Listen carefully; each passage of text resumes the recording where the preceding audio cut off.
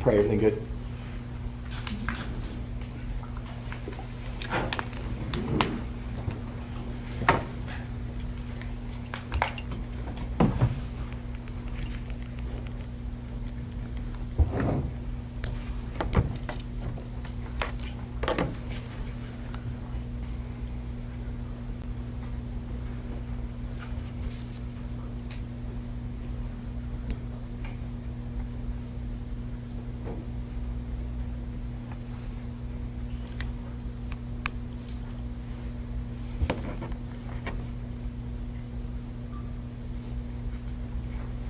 Good?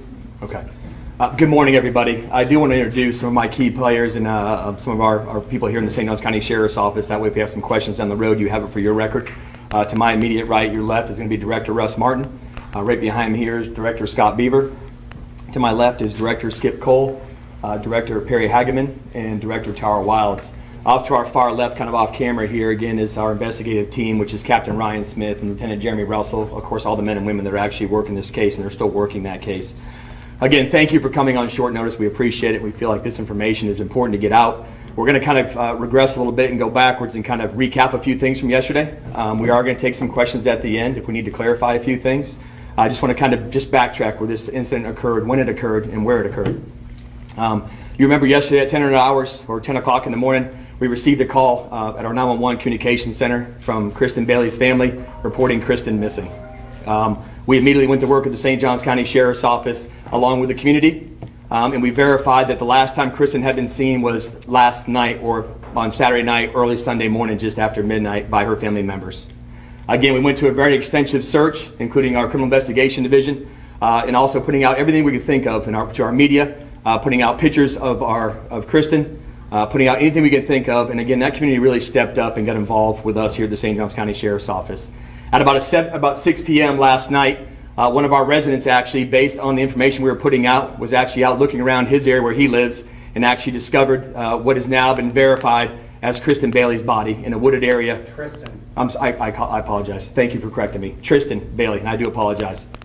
Tristyn Bailey's body that was actually located by a person in the neighborhood, a citizen in the neighborhood, and actually called 911, called the Sheriff's Office. We went out there and actually processed the body and recovered the body. Since then, we actually have arrested a suspect by the name of Aiden Fucci, F-U-C-C-I, 14-year-old. He's currently in custody with the Department of Juvenile Justice, charged with second-degree murder. Again, that second-degree murder case and charge came up with the corroboration of us, the Office of the State Attorney, and our investigative team. I will tell you this, this is a long process. We're in the very early stages of this. I think it's important that we actually put out that the suspect is in custody as we speak. There are no further threats to this particular case. And with that being said, again, this is a time for us to work with Tristyn Bailey's family to make sure that they have all the information way before you have the information. That's how we do business here in the St. Johns County Sheriff's Office. So again, I'll take questions here. Any questions? Sheriff, there has been talk of possibly a second person involved. Is this definitively one suspect in this case, or was there any other witnesses or people around at this time? That's a great question, but there's lots of witnesses. Again, we're in the very early stages. We're less than 24 hours into this entire case, a little bit over that as far as when it was actually reported. So that being said, our investigative team is out there interviewing all kinds of witnesses, whether it's indirectly or directly involved in this case. But as I told you before, we have a suspect in custody. That is the only suspect that has to do with the death of Tristyn. Was a relationship between the victim and the suspect? As you know, they're both attending the same school, or both attended the same school, which we'll talk about here in a minute, which is Patriot Oak School, which you know very well. I'm not going to say they were classmates. We've not verified that. Again, trying to give respect to the school as they go through their grieving process as well. Did social media play a role? There's a Snapchat of Aiden, what is believed to be Aiden in the back of a squad car with a peace sign up saying, "Where's Tristyn?" Is that something that you guys are aware of?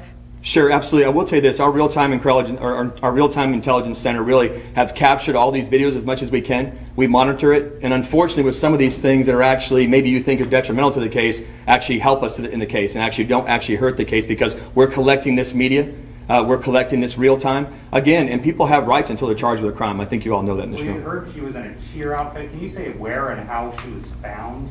Again, this is the very early stages of this. The family would get that information first. As I told you before, it was in a wooded area. She was clothed, as my investigative team will tell you. But as far as what she actually had on and stuff, physically the investigator process with the medical examiner's office is going on as we speak. And we're going to let them finish that process and make sure the family is informed of any findings first. Did you find conversations between Aiden and her in the moments leading up to this? You know, how did they link up? There's talk from family that they saw her willingly leaving with him and another boy.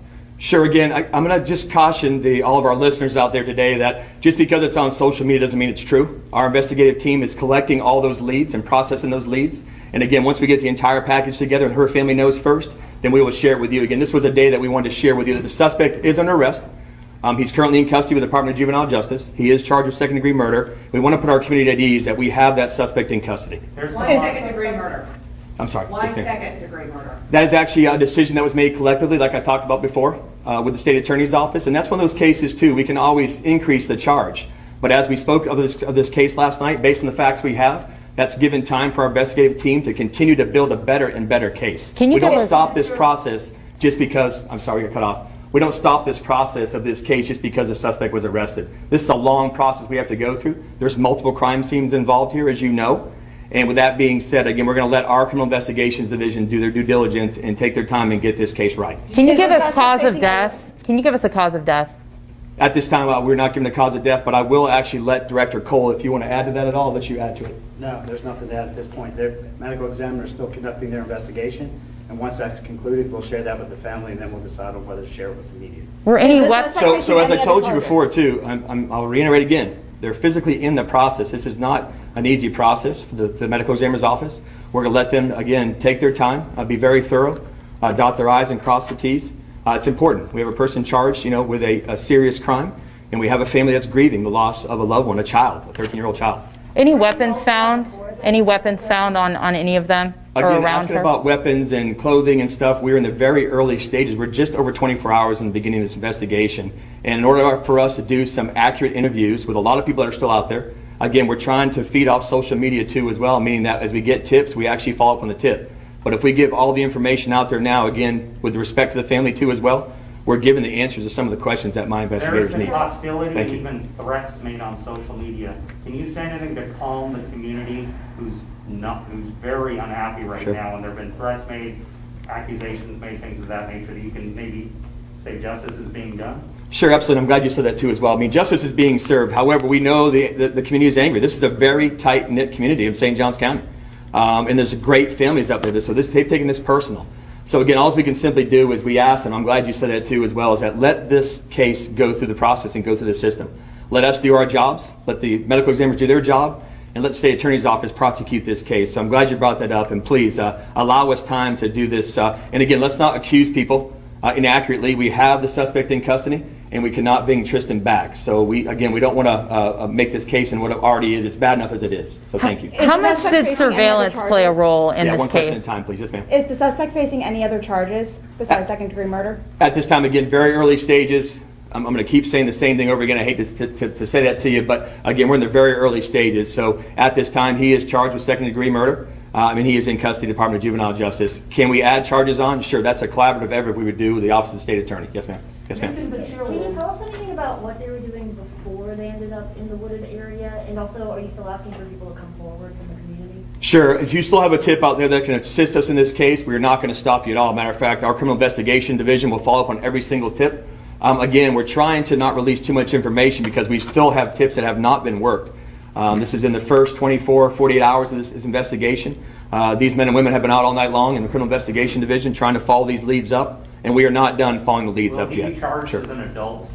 So at this time, that is a decision that was made by the Office of the State Attorney, along with us and the family meeting together. But we believe as of right now, he's being charged with second-degree murder. And again, we'll work with the State Attorney's Office on seeing what they're actually going to do with that charge. The cheerleader, we're told. Yeah, I'm sorry, one second too. Just to follow up on that question too, we want this process to be finished at the medical examiner's office across the street to add all of those findings together and then present it again to the State Attorney's office and/or grand jury. Yes, ma'am. Sorry. The victim, we're told, is a cheerleader. Is the suspect an athlete at Peter's Academy? So at this time, we're not going to get into victimology, what she's done in her past. We're trying to verify that, of course, and this is something private. No, I know, I'm trying to cover back up, though, in the original part of that question. We want to make sure we're accurate, too, with her information, too, because I'm going to be honest with you, her information is more important than his. So I really don't care what he did in the school system, whether it be sports or whether it be music. I'm more worried about Tristyn and her family. So as we get into the the background of the suspect, that will come out later on in the case. We're still working those You leads. say there were witnesses. Were any witnesses directly at the time of the crime, or just people who saw them beforehand? I think it's fair enough to say now that we believe we have, of course, our victim accounted for, unfortunately, and we have our suspect accounted for. The witnesses, of course, are just a cumulative getting the case together indirectly or directly prior to. We believe we have everybody accounted for. But was anyone there at the time of the crime? We're in the very early stages of this. We have a suspect arrested, and we have, unfortunately, a 13-year-old girl that's no longer with us. How much did surveillance play a part in getting you guys to an arrest? Sure, I will tell you this, and I cannot thank our community enough. This is the relationship we have here in St. Johns County with our community. The community helped us solve this case. When I say they went to work, whether it be on social media.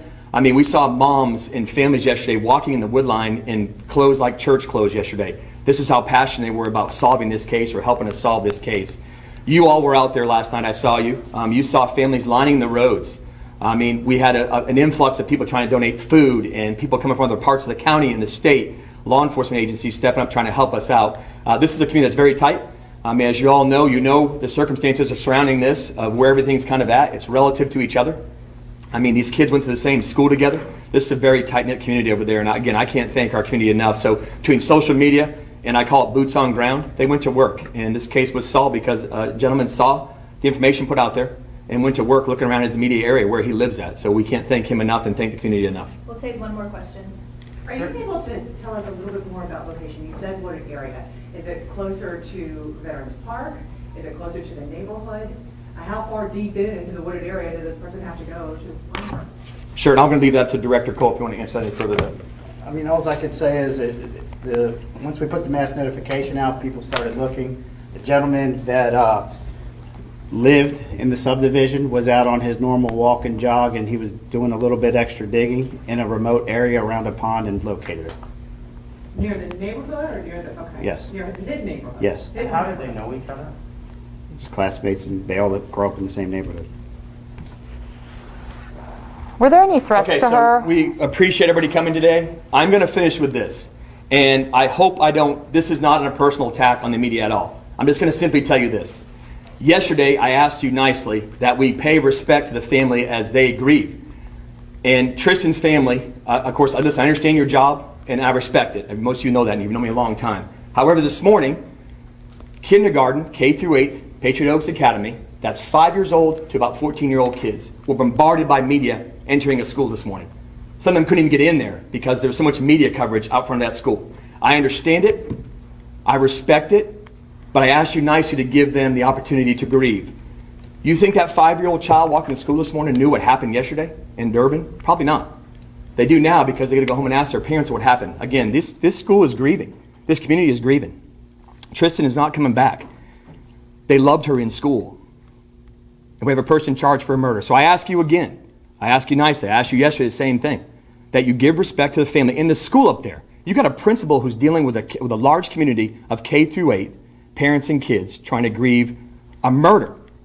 Not a missing child anymore, by the way. A murder of a 13-year-old girl. Tristyn Bailey, who's not coming back. So I ask you again, please give this school some respect so they can get the proper grieving in there for these kids and get them home safe and get them through this week and finish out this school year. Thank you for your time today. We appreciate you. As any other information comes up, you'll be notified immediately. As soon as we leave this press conference today, Parade Pass is going to forward you any information that was put out this morning, including the suspect's name and date and age and where he's currently located. Any other updates will come from Parade Pass. Thank you for your day. Have a good day. Be safe.